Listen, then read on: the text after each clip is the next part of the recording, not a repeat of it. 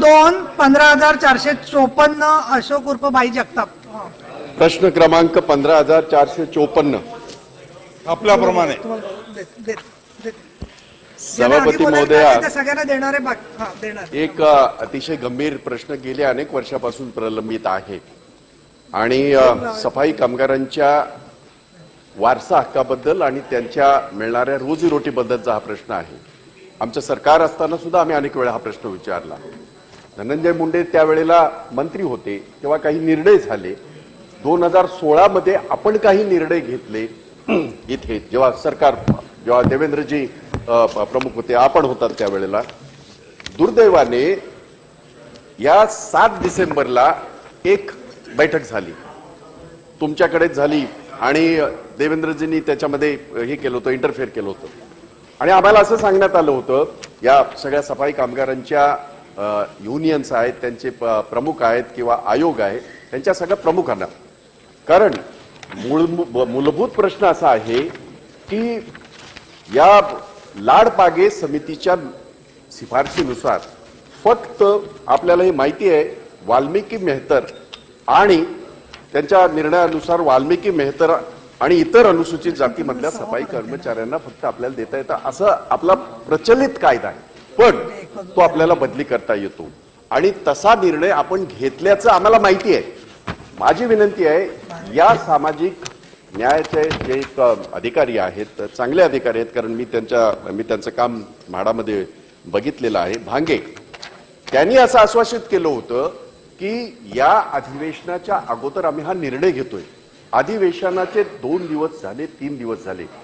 माझी विनंती आपल्याला राहील, आपण ही गोड बातमी महाराष्ट्राच्या सर्व ह्या सफाई कामगारांचा लढा जो इतकी अनेक वर्ष जो चाललेला आहे, हा निर्णय जाहीर करून आपण त्या सगळ्यांना ही गोड बातमी द्या अशी मी विनंती सुद्धा करत आहे आणि ते आपण करणार का असा प्रश्न सुद्धा आहे.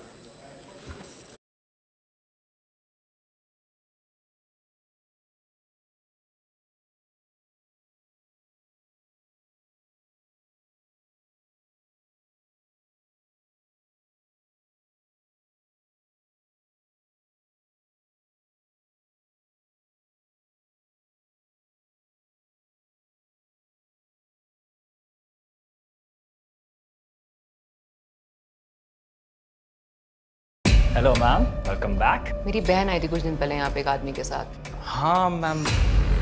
आपकी बहन का कुछ है मेरे पास। अब क्यों आई है यहाँ? पुलिस ने भेजा है? आपको बुरे सपने आते हैं ना, गौतमी दीदी को भी आते थे। सभापती महोदया, सन्माननीय भाई जगतापनी अतिशय महत्त्वाचा या ठिकाणी सफाई कामगारांचा किंवा त्यांच्या पाल्याच्या संदर्भामध्ये विषय मांडलेला आहे. सभापती महोदया, महाराष्ट्र राज्याच्या सफाई कर्मचाऱ्यांना किंवा त्यांच्या पाल्यांना वारसा हक्काने नियुक्ती देणे व त्यांच्या इतर सोयीसुविधा देण्यासंदर्भात विविध विभागाचे आतापर्यंत 15 शासन निर्णय वेगवेगळे आहेत. वारसा हक्काचा लाभ व इतर जातीच्या सफाई कर्मचाऱ्यांना पाल्यांना मिळण्यासाठी विविध संघटनांनी माननीय मुख्यमंत्री महोदयांकडे वेगवेगळी निवेदन सुद्धा दिलेली आहेत आणि या सर्वांचा विचार करून माननीय मुख्यमंत्र्यांनी हे सर्व निर्णय एकत्रित करून सर्व समावेशक एकच शासन निर्णय या संदर्भात असला पाहिजे या संदर्भात भूमिका घेतलेली आहे. आमचं या ठिकाणी सरकार आल्यानंतर माननीय मुख्यमंत्र्यांनी अतिशय सकारात्मक मोठं पाऊल त्यामध्ये उचललेलं आहे. त्यामध्ये सफाई कर्मचाऱ्यांची भरती असेल, त्यांचं वेतन असेल, महागाई भत्ता असेल, कायम त्यांना करणे असेल, साप्ताहिक सुट्ट्या असेल, प्रसूती रजा असेल किंवा इतर सुविधा, अशा वेगवेगळ्या सुविधाच्या त्या निवेदनामध्ये उल्लेख आहे आणि त्या अनुसरून सभापती महोदय मंत्रिमंडळासमोर याची चर्चा झाली आणि 31 सप्टेंबर 2022 रोजी या संदर्भामध्ये माननीय मुख्यमंत्र्यांनी निर्णय घेतला. 31 सप्टेंबरला माननीय मंत्रिमंडळाची उपसमिती गठीत करण्याचे निर्देश माननीय मुख्यमंत्र्यांनी दिले आणि त्यानुसार या समितीच्या माध्यमातून या समितीमध्ये माननीय उपमुख्यमंत्री स्वतः अध्यक्ष आहेत, माननीय वनमंत्री त्या संदर्भात सदस्य आहेत माननीय शालेय शिक्षण मंत्री याच्यामध्ये सदस्य आहेत, माननीय मंत्री बंदरे आणि खनिकर्म सदस्य आहेत आणि सामाजिक न्यायाचा सुद्धा याच्यामध्ये सचिव आहेत. त्या अनुषंगाने पहिली बैठक 7 डिसेंबर 2022 रोजी संपन्न झालेली आहे.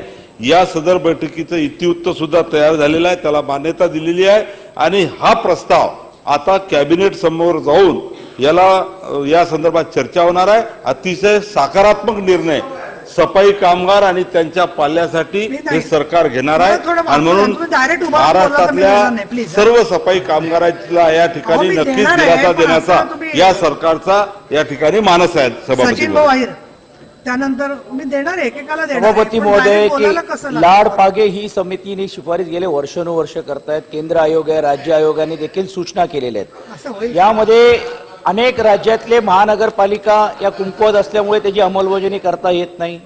परंतु नवी मुंबई असेल, माननीय मुख्यमंत्री आहेत त्या ठाण्यामध्ये तीही अंमलबजावणी करतात. फक्त मुंबईमध्ये लाड पागे समिती ही आम्ही ऐकणारच नाही. एक वेगळ्या पद्धतीने एक भूमिका ही घेतली जाते. आपण जी उपसमिती केलेली आहे त्यामध्ये सर्व विषय आलेले आहेत. त्यात अजून एक घरकुलचा पण तुम्हाला इन्क्लूड केलं पाहिजे.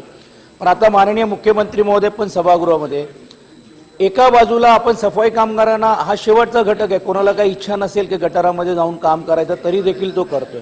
पण कॉन्ट्रॅक्ट पद्धती सुरू झाल्यामुळे हा त्यांचा वारसा हक्काचा हक्कच गेलेला आहे. म्हणून तातडीने तुमची उपसमिती झाली, त्याचा निर्णय होईल, निकष होईल, जाहीर होईल. पण आता मुंबई महानगरपालिकेमध्ये या वारसा हक्कांना न्याय दिल्याची भूमिका घेतली जात नाही. दुसऱ्या बाजूला बॅकडोरनी कॉन्ट्रॅक्ट मोठ्या प्रमाणावरती भरती करून त्या लोकांना दिल्या जात आहे. तर ते थांबून या लोकांना आपण न्याय देणार का? सभापती महोदय, आत्ताच या ठिकाणी उल्लेख केला की माजी कामगार आयुक्त श्री लाड यांच्या अध्यक्षतेखाली 1972 मध्ये एक समिती होती. त्यांनी काही शिफारसी 1975ला दिलेल्या आहेत. त्याचनुसार विधान परिषदेचे अध्यक्ष श्री वी.स. पागे यांच्या अध्यक्षतेखाली समिती नेमल्या गेली होती. त्यांनी सुद्धा शासनाला अहवाल दिलेला आहे आणि या सर्व शिफारशीच्या संदर्भात कॅबिनेटची ही उपसमिती या ठिकाणी निर्णय घेणार आहे. आताच सन्माननीय सचिन अहिर साहेबांनी उल्लेख केला की सध्या स्थितीमध्ये 27 महानगरपालिका आणि 386 नगर परिषदा व नगरपंचायतीमध्ये सफाई कामगाराची एकूण 83,230 पदे आहेत. त्यापैकी 77,262 पदे भरलेली आहेत आणि 5,968 पदे रिक्त आहेत. सफाई कर्मचाऱ्याच्या संदर्भामध्ये आता त्यांनी जे केलं की कॉन्ट्रॅक्ट बेसवर या ठिकाणी नेमणुका चालू आहे. परंतु आता या उपसमितीच्या माध्यमातून ज्या ज्या शिफारसी या ठिकाणी मंत्रिमंडळासमोर येईल त्या दृष्टीनं माननीय मुख्यमंत्री या संदर्भात अतिशय सकारात्मक निर्णय घेणार आहे. सन्माननीय नाथाभाऊ खडसे.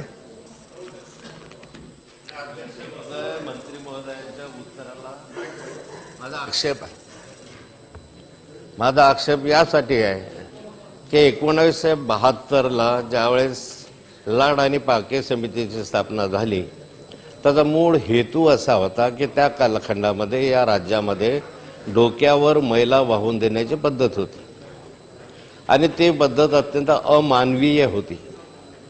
अशा ठिकाणी ही पद्धत बंद झाली पाहिजे. हा जो वाल्मिकी मेहतर समाज आहे ह्यालाही समाजाला बरोबरीचं स्थान मिळालं पाहिजे आणि त्यासाठी त्यांना काही वेगळ्या सुविधा देण्याचा प्रश्न शासनाच्या विचाराधीन असताना या समितीकडे ज्या शिफारशी करण्यासाठी दिलेल्या होत्या. म्हणून माझा पहिला प्रश्न असा आहे की लाड पागे समितीच्या शिफारशी काय आहे. दुसरा प्रश्न असा आहे की या शिफारशी नेमक्या कोणत्या समाजासाठी करण्यात आलेल्या आहेत. माझ्या माहितीप्रमाणे फक्त वाल्मिकी मेहतर समाजासाठी हा विषय होता. कारण पिढ्यानुपिढ्या ज्यांनी महिला डोक्यावरून वाहिला अशा समाजाला एक वेगळा न्याय दिला पाहिजे, भूमिका त्याच्या मागे होती. तिसरा प्रश्न असा आहे की आता आपण इतर जाती जमातींच्या वारसांना किंवा त्यांना न्याय द्यावा ह्या प्रश्नाबद्दल माझं दुमत नाहीच आहे. परंतु हे देत असताना वाल्मिकी मेहतर समाजावर अन्याय होणार नाही याची काळजी राज्य सरकारनं घेतली पाहिजे.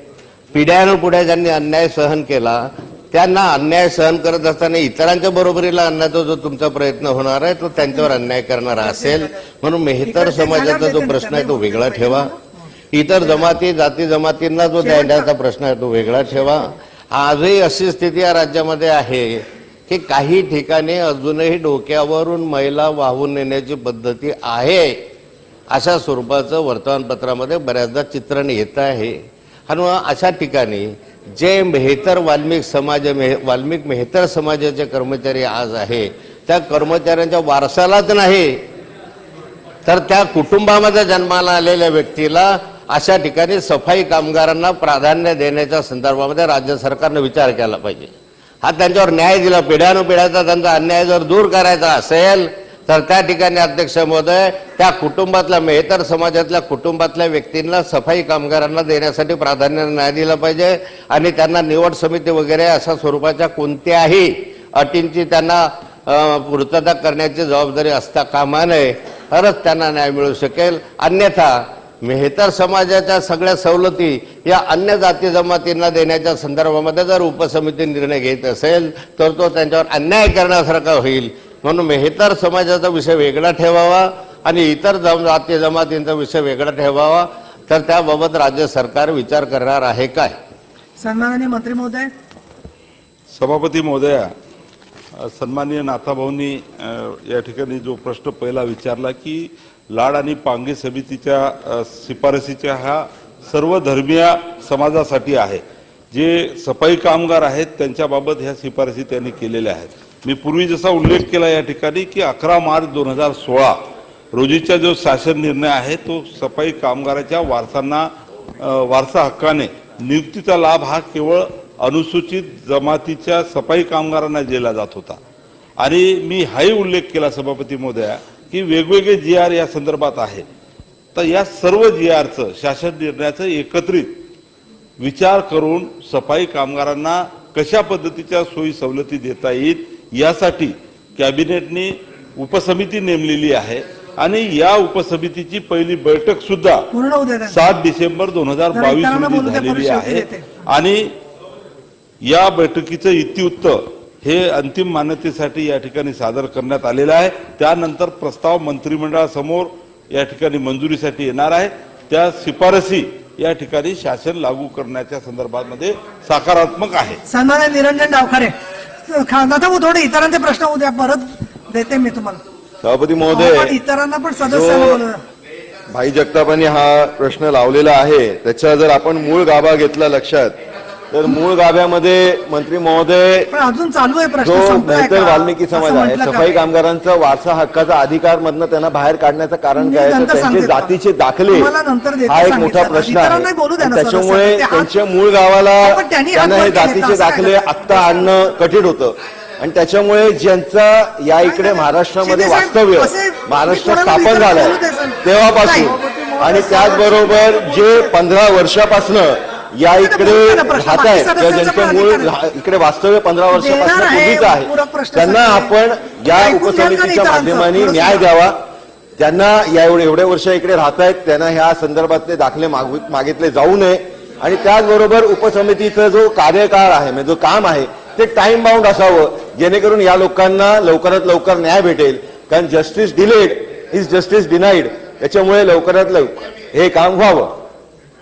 सभापती महोदया, मी पूर्वीच सांगितलं की सफाई कामगाराच्या संदर्भामध्ये राज्यामध्ये ज्या ज्या वेगळ्या संघटना आहेत त्या सर्व संघटनांनी माननीय मुख्यमंत्र्यांकडे वेगवेगळे निवेदनं दिले, वेगवेगळ्या त्यांच्या अडीअडचणी समस्या मांडल्या आणि त्यावरूनच या संदर्भामध्ये कॅबिनेटची सब कमिटी नेमण्यात आली आणि ही सब कमिटी या सर्व निवेदनाच्या माध्यमातून या ठिकाणी सर्व सफाई कामगार असेल किंवा त्यांचे जे काही वारस असतील त्या सर्वांचा सकारात्मक विचार घेऊन या ठिकाणी एकच GR या ठिकाणी शासन काढणार आहे आणि त्या माध्यमातून नक्कीच त्यांना समाधान होईल अशा पद्धतीची कारवाई शासनाकडून चालू आहे. सन्माननीय नाथाभाऊ खडसे. मी आपला आभारी आहे की मला प्रश्न विचारायची संधी दिली.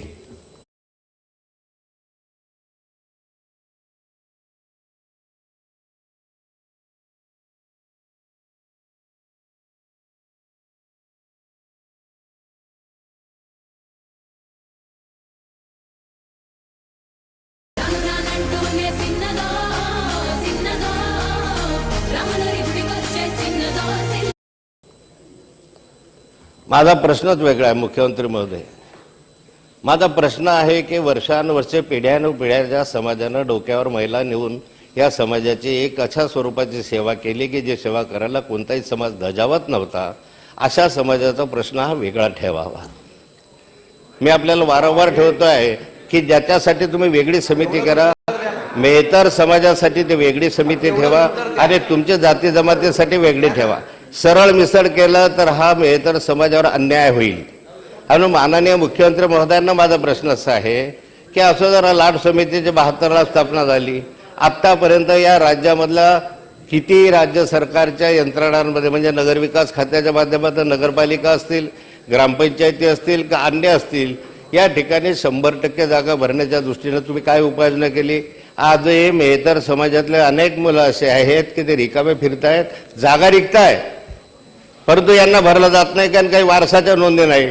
माझा प्रश्न आहे की वारस बिरास कशाला पाहिजे? अहो, ज्यांनी पिढ्यानुपिढ्या या ठिकाणी सेवा केल्या त्यांना वारस कशाला पाहिजे? त्यांच्या घरामध्ये जन्माला ज्ञान त्यांना नाही. आणि मग अशा ठिकाणी तुम्ही या ठिकाणी या जागा भरणार आहात का तातडीने? आणि मेहतर समाजाचा विषय वेगळा ठेवा, त्याचा इतर जाती जमातीमध्ये सरळ मिसळ करू नका. त्यासाठी लागल्यास वेगवेगळ्या समित्या स्थापन करा, वेगवेगळा न्याय द्या आणि त्यांना न्याय द्या. इतर समाजांना बरोबरीला कसं आणता येईल मेहतर समाजाच्या?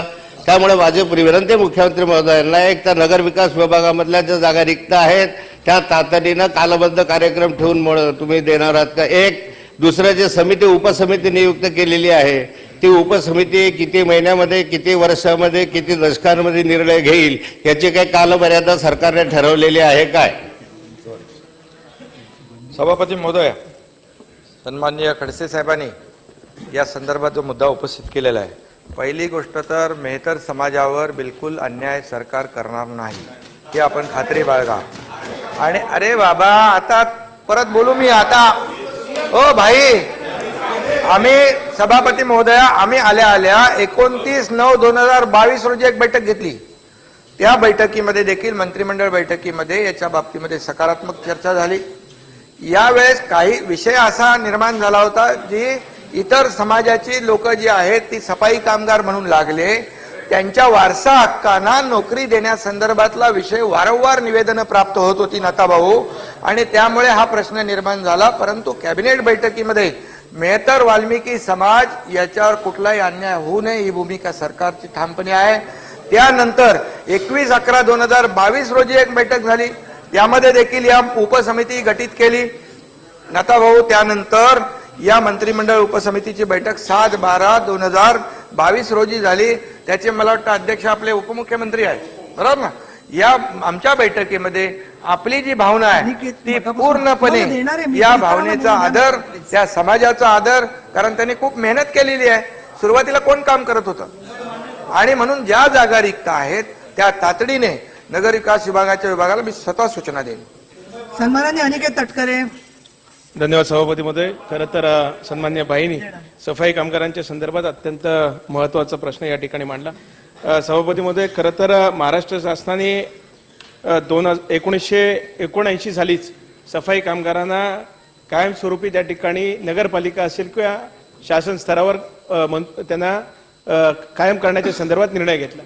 माझ्या मतदारसंघातील पेण नगरपालिकेने सुद्धा अशा पद्धतीने ठराव 1990 साली घेतला आणि जवळपास 54 कामगारांना त्यांनी त्या ठिकाणी कायम सुद्धा केले.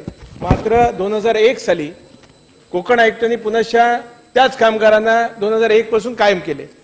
त्यांनी सेवा 1990 पासून दिली आणि 2001 पासून पुनश्च त्यांनी कायम केल्या असल्यामुळे त्यांना आता ज्येष्ठतेनुसार म्हणा किंवा त्यांच्या आता निवृत्तीनंतर निवृत्ती वेतन सुद्धा त्यांना मिळत नाही. किंबहुना त्यांच्या वारसांना त्या ठिकाणी कुठल्याही पद्धतीने सामावून घेण्याच्या संदर्भातलं धोरण घेतलं जात नाही. मी आपल्या माध्यमातून सभापतीमध्ये मंत्रीमध्ये एकच विनंती करतो की जो त्या ठिकाणी ठराव पेण नगरपालिकेने 1990 साली घेतलेला होता तो आपण त्याला मान्यता देऊन तेव्हापासून या सर्व कामगारांना कायम करण्याच्या संदर्भातला निर्णय घेणार का, आणि त्याचबरोबर त्यांचे असलेले पात्र असलेले वारसांना नोकरी देण्यासंदर्भातलं धोरण ज्यांचे पात्र असतील त्यांचे आपल्याकडे अर्ज आलेले आहेत. त्याच्यामध्ये सुनंदा जनार्दन जाधव आहेत, त्याचबरोबर जवळपास 34 असे कामगार आहेत. यांना कायमस्वरूपी त्यांच्या वारसांना कायम करून घेण्यासंदर्भात निर्णय घेणार का? सभापती महोदया, सन्माननीय सदस्यांचं जे या ठिकाणी विषय मांडला तो तपासून घेऊन त्याच्यावर आम्ही तात्काळ कारवाई करण्याच्या संदर्भात संबंधितांना सूचना देऊ. सन्माननीय कपिल पाटील. धन्यवाद सभापती महोदया. सभापती महोदया, माझा प्रश्न माननीय मुख्यमंत्र्यांना आहे. मी सन्माननीय खडसे साहेबांच्या पहिल्या वाक्याची सहमत आहे, परंतु त्यांनी दिलेला दुसरा जो प्रश्न आहे त्याच्याशी असहमत आहे. कारण मुळात लाडपागे समितीच्या शिफारशी या संविधान विरोधी आहे. जे काम डॉक्टर बाबासाहेब आंबेडकरांनी सोडायला सांगितलं ते वारसा हक्काने त्या समाजातल्या लोकांना तेच काम द्यायला लावणं हे मुळात चुकीचं आहे. वारसा हक्काने नव्हे तर आपण भंगीमुक्तीचा कार्यक्रम घेतला होता, सफाई मुक्तीचा कार्यक्रम घेऊन या सफाई कामगारांना त्यांच्या वारशांना तिथं न देता उन्नत पदावरती देण्याची आवश्यकता आहे. आणि उन्नत पदावरती पात्र करण्याची जबाबदारी ही शासनाची आहे. जर भंगीमुक्ती कार्यक्रम तुम्ही स्वीकारले नाही, तुम्ही त्याच पदावर घेऊ मागतात, त्याला माझा आक्षेप आहे. सफाई खात्यात नाही, सफाई खात्यात नाही, सफाई खात्यात वारसा हक्काने देण्याला माझा विरोध आहे. संविधान विरोधी आहे ते मुळात. आणि जे काम सोडायला सांगितलंय. माझा दुसरा प्रश्न आहे मुख्यमंत्री महोदय, मुळात सफाई खात्यातच आपण ते नोकरी देतोय मेहतर समाजाला, हे चुकीचं आहे. तर ते देता कामा नये, त्याला उन्नत पदावरती नगरपालिकेच्या किंवा शासनाच्या अन्य खात्यांवरती दिलं पाहिजे आणि त्यासाठी पात्र करून देण्याची जबाबदारी शासनाची आहे. नंबर 1. नंबर 2 दुसरा प्रश्न आहे की या मुक्तीसाठी या खात्याचं पूर्णपणे यांत्रिकीकरण सरकार करणार का? नंबर 1. नंबर 2 कंत्राटीकरण बंद करणार का? आणि नंबर 3 या सफाई कामगारांच्या सर्व सफाई कामगारांच्या मुलांना शैक्षणिक सुविधा प्राप्त करून उन्नत पदावर जाण्यासाठी पात्र करण्यासाठी ज्या ज्या सुविधा आवश्यक आहेत त्याचा कार्यक्रम ही जी तुम्ही समिती नेमलेली आहे, गठीत केली आहे मंत्रिमंडळाची, ती करेल का? हा माझा प्रश्न आहे. पण मूळ प्रश्न आहे सफाई कामगारांना तुम्ही पुन्हा पुन्हा उत्तर देताय की त्याच पदावरती देणार, त्याला विरोध आहे, ते करता येणार नाही तुम्हाला. ना सभापती महोदया, सफाई कामगारांच्या मुलांना वारसा हक्काने आपण जेव्हा नोकऱ्या देतो त्याच्या शैक्षणिक पात्रतेनुसारच त्याला नियुक्ती देतो आपण. हा आपण ऑलरेडी आपलं सुरू आहे. त्यामुळे याच्यामध्ये असं नाही की बाबा तो BA आणि MA झालाय आणि त्याला आपण झाडू मारायला लावतो, असं नाहीये भाई. नाही, असं कुठं तुमच्या निदर्शनास आलं तर सांगा. आणि त्या शैक्षणिक पात्रतेनुसार त्याला नियुक्ती दिली जाते. अशी कुठली उदाहरणं तुमच्याकडे असेल तर द्या तुम्ही. सन्माननीय प्रवीण दटके. माननीय सभापती महोदय धन्यवाद. शेवटी देणार आहे, शेवटचं तुमचं. माननीय सभापती महोदय धन्यवाद. माननीय सभापती महोदय, नागपूर महानगरपालिकेत 2019ला ऐवजी कर्मचारी अशी सफाई कर्मचाऱ्यांची एक पद्धत होती. 3000 ऐवजी कर्मचारी सरकारने 19 मध्ये परमनंट केले. पण परमनंट केल्यानंतर त्यांच्याकडनं त्यांचा वारसा हक्काचा अधिकार हिरावून घेतला. आणि माननीय सभापती महोदय, माझं मंत्री महोदयांना आपल्या माध्यमातून विनंती आहे की शिक्षित सफाई कर्मचाऱ्यांचा जो विषय आहे त्यातही अनेक त्रुट्या आहेत. आणि जो अधिकार लाडपागेंनी सफाई कर्मचाऱ्यांना विशेषतः वाल्मिकी, मखियार, सुदर्शन हे समाज त्यात आहेत, त्यांना जो दिला होता त्यांच्याकडनं अनेक अटी की आता एखादा माणूस मरण पावला तर वर्षभराच्या आत जर त्यांनी अप्लिकेशन केली नाही, अशा 22,000 केसेस या महाराष्ट्रात आहे की ज्यांना नोकरी मिळाली नाही. माननीय सभापती महोदय, एखाद्याची आजी गेली म्हणजे या वाल्मिकी, मखियार, सुदर्शन समाजात एखादी आजी सफाई कर्मचारी असेल ती गेली की तिला नोकरी देण्याचा अधिकार होता तिच्या वारसाला. तो नवीन कायद्यानुसार त्या वारसा हक्काकडनं हिरावून घेतला गेला. अरे बाबा, महाराष्ट्रात तुमची होती, संपवते आता मी. त्यांना समज द्या मान्य सभापती महोदय, त्यांना समज द्या मान्य सभापती महोदय, शासनाच्या मान्य सभापती महोदय, या सर्व त्रुट्या शासनाच्या आदेशाप्रमाणे सर्व महानगरपालिकांमधून रद्द होणार का, अशी माझी आपल्याला. मला आता असं वाटतंय सन्माननीय राठोड साहेब, हे पण मगापासून ते तुम्हाला परत समितीच्या कार्यकक्षेबद्दल सांगतायत. तर बरोबर आहे, हा सफाई कामगारांचा प्रश्न अतिशय गंभीर आहे. त्या सगळ्यांच्या सूचना तुम्ही अजून राहिले असतील काही बोलायचे, त्यांनी पण द्या लेखी आणि त्या अंतर्भाव करू आपण. शेवटी मी फक्त भाई जगतापला बोलायला देणार आहे. यांना त्यांचं झाल्यावर, मंत्र्यांचं झाल्यावर बोला तुम्ही नंतर. सभापती महोदया, माननीय सदस्यांनी वेगवेगळे जे मुद्दे या ठिकाणी मांडलेले आहेत ते मंत्रिमंडळाच्या उपसमिती समोर आमच्या मार्फत या ठिकाणी पाठवण्याची व्यवस्था आम्ही करू. मी पूर्वी सुद्धा या ठिकाणी उल्लेख केला. सभापती महोदया, सफाई कामगाराच्या वेगवेगळे संघटन आहे वेगवेगळ्या, जसं नाथाभाऊनी उल्लेख केला या ठिकाणी, या सर्वांचा विचार ह्या उपसमितीमध्ये होणार आहे आणि या सर्व बाबीचे या ठिकाणी उपसमिती निर्णय घेऊन मंत्रिमंडळासमोर हे सर्व विषय आणणार आहे आणि त्यामध्ये एकच GR सर्व सफाई कामगारांसाठी काढण्याचा मनोदय या ठिकाणी शासनाचा आहे. ते महोदया, एक तर अतिशय चांगला गंभीर प्रश्न, सेन्सिटिव्ह विषय, त्याला अशा पद्धतीने जातीय स्वरूप देण्याचा कोणीही प्रयत्न करू नये. कायदेच आहेत या देशाचे, राज्याचे कायदे आहेत. काय आपण म्हणतोय, देशाचे कायदे आहेत. आपण याच्या बाबतीमध्ये महिला वाहू नये यासाठी देशाच्या सरकारने कायदे केलेत, इथे केलेले आहेत आणि त्या विशिष्ट समाजाचं लक्षात ठेवूनच केले आहेत. परंतु हे म्हणत असताना इतर समाजाचे सुद्धा तिथे सफाई कामगार आहेत आणि हजारोच्या संख्येने आहेत. मी लाखो म्हणत नाही, हजारोच्या संख्येने आहेत. त्यांचा काय अधिकार काढा आणि यांना द्या असं कोणी म्हणालंय? कोणीही म्हणालेलं नाही. आणि म्हणून तो प्रश्नच मुळात असा विचित्र पद्धतीने जो मांडला जातोय. माझी विनंती आहे की असा कधीही कोणी आक्षेप घेतला नाही की या समाजाला तुम्ही देऊ नका आणि या समाजाला द्या असं कोणी म्हणालंय का? नाही. स्पष्ट प्रश्न आहे तो असा आहे की गेल्या 25 वर्षामध्ये मुंबई महानगरपालिका असेल किंवा नगरपालिका असतील किंवा नगरपंचायती असतील, इथे सफाई कामगारांची जी काही, आणि मुख्यमंत्री म्हणाले ते बरोबर आहे, त्यांच्या शैक्षणिक याच्यानुसारच दिले जातात. ते इतर समाजाचे सुद्धा याच्यामध्ये दिले जातात.